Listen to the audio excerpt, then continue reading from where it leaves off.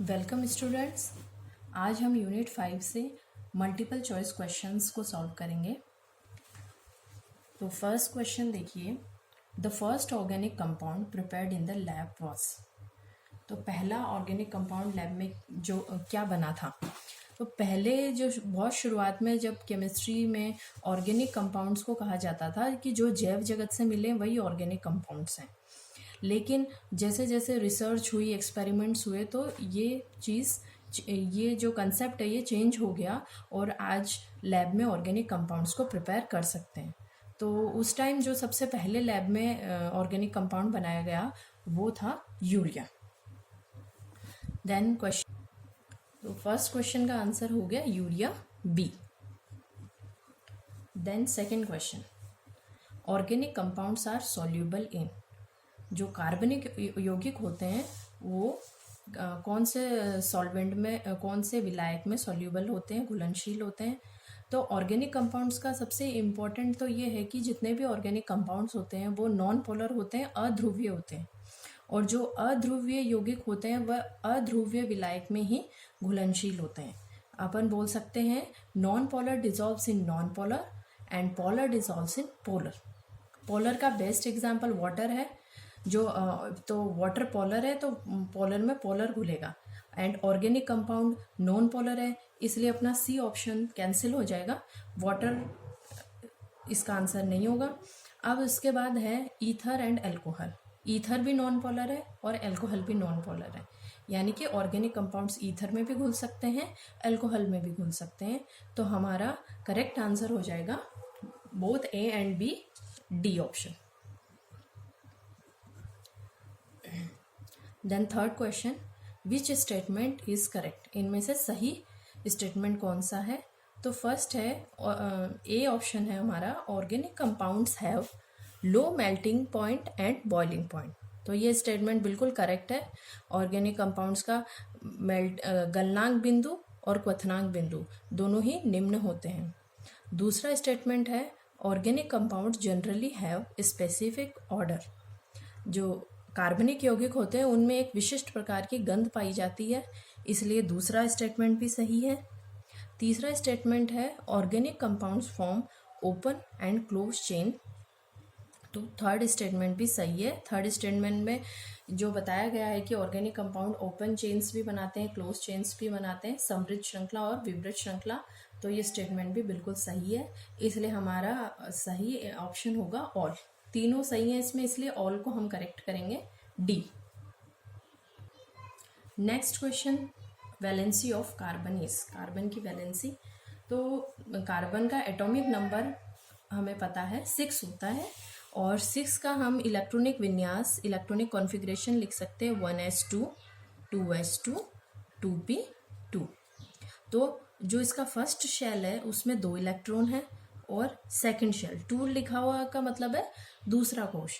दूसरे कोश में कितने इलेक्ट्रॉन है, 1 2 3 4 इलेक्ट्रॉन है, इसलिए ये 4 बंध बना सकता है, या अपन कह सकते हैं इसकी 4 संयोजकता होती है। तो इसमें करेक्ट आंसर आपका हो गया 4।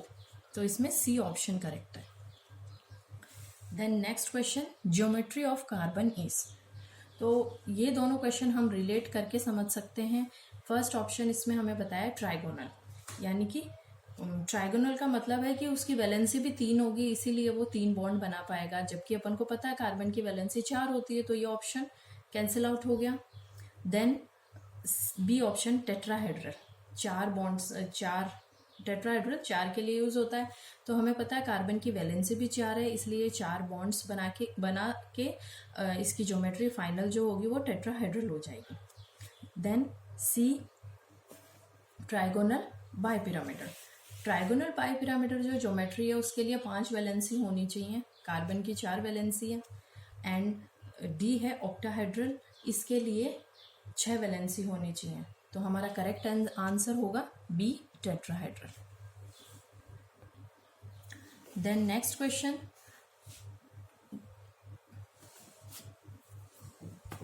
Those homocyclic compounds which behaves as open chain are. तो इस क्वेश्चन में ये बताया गया है कि ऐसे होमोसाइक्लिक कंपाउंड्स जो ओपन चेन की तरह बिहेव करें। होमोसाइक्लिक कंपाउंड्स वो होते हैं जो साइक्लिक वर्ड इसमें इसलिए साइकिल फॉर्म में होगा, और होमोसाइक्लिक का मतलब है कि इसमें सारे एटम सेम होंगे, सारे कार्बन एटम्स होंगे। ठीक है, तो इसका कंप्लीट ये है कि ये close chain, close cyclic structure है, पर बिहेव कैसे कर रही है, ओपन चेन की तरह। तो इस क्वेश्चन के ऑप्शन है हमारे पास, फर्स्ट है ए साइक्लिक। तो ए साइक्लिक का तो मतलब ही यही है कि open chain compound. And then next option है साइक्लिक। साइक्लिक मीन्स जो क्लोज चेन कंपाउंड जो क्लोज्ड कंपाउंड्स होते हैं, जिनकी चेन बंद होती है, वो साइक्लिक कंपाउंड्स होते हैं। लेकिन साइक्लिक कंपाउंड साइक्लिक की फॉर्म रखते हैं और साइक्लिक की ही तरह बिहेव करते हैं। देन थर्ड ऑप्शन है एलिसाइक्लिक कंपाउंड्स। जैसे कि इस वर्ड को आप देखिए, ये दो वर्ड से मिलके बना है, एलिफेटिक प्लस साइक्लिक। तो ऐसे साइक्लिक कंपाउंड्स जो एलिफेटिक की तरह बिहेव करें, तो एक ये पॉसिबिलिटी हो गई। बट हम डी ऑप्शन भी देख रहे हैं। डी ऑप्शन है एरोमेटिक। एरोमेटिक कंपाउंड्स सभी साइक्लिक कंपाउंड्स होते हैं, एंड इनमें एक स्पेसिफिक एरोमा होता है, एक विशिष्ट गंध होती है। और एरोमेटिक कंपाउंड्स वो होते हैं जिनमें बेंजीन वलय हो, बेंजीन रिंग हो। बेंजीन रिंग में एक छोड़ के एक सिंगल बॉन्ड, डबल बॉन्ड होते हैं, यानी हम कह सकते हैं ऑल्टरनेट सिंगल और डबल बॉन्ड्स होते हैं। तो एरोमेटिक इसका आंसर नहीं हो सकता। ए साइक्लिक, साइक्लिक पहले ही कैंसिल आउट हो गए, तो इसका आंसर सी होगा, एलिसाइक्लिक कंपाउंड्स।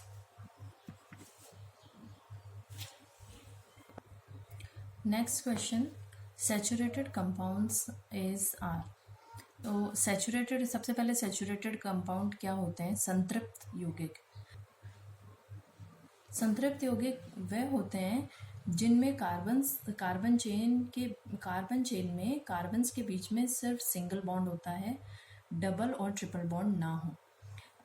यदि डबल और ट्रिपल बॉन्ड होंगे तो वो कहलाएंगे अनसैचुरेटेड कंपाउंड्स या असंतृप्त यौगिक। अब हम वन बाय वन ऑप्शन देखते हैं। पहला ऑप्शन है एल्केन। तो एल्केन्स जो होते हैं उनमें कार्बन के बीच में सारे बॉन्ड सिंगल होते हैं। देन सेकंड ऑप्शन है एल्कीन। एल्कीन्स में डबल बॉन्ड होता है। थर्ड एल्काइन में ट्रिपल बॉन्ड होता है। एंड लास्ट ऑप्शन है ऑल। तो ऑल ऑप्शन तो हो ही नहीं सकता, और सैचुरेटेड कंपाउंड्स वो हैं जिनमें सभी बॉन्ड सिंगल होते हैं, इसलिए हमारा ऑप्शन होगा A. A option is the correct one. Then next question, marsh gas methane को बोला जाता है, तो इसका आंसर है A. Question 9, generic formula for alkane is. हम इसके साथ ही क्वेश्चन 10 भी देख लें, जेनेरिक फार्मूला फॉर एल्कीन। तो एल्केन, एल्कीन, एल्काइन, इनके लिए जेनेरिक फार्मूला होता है। मैं तीनों के फार्मूला ही आपको बता देती हूँ। एल्केन का फार्मूला होता है CnH2n+2। एल्कीन का होता है CnH2n, और एल्काइन का होता है CnH2n-2। तो इससे आप जिसका भी जेनेरिक फार्मूला आपसे पूछें, इसके अकॉर्डिंग आप करेक्ट कर दें। तो एल्केन में इसमें करेक्ट आंसर होगा आपका बी। इसमें आपका बी ऑप्शन करेक्ट है। इसमें एल्कीन में आपका करेक्ट ऑप्शन है ए। और इसी तरह से यदि एल्काइन आएगा तो ये जेनेरिक फार्मूला होगा। तो 10 क्वेश्चंस। Thank you.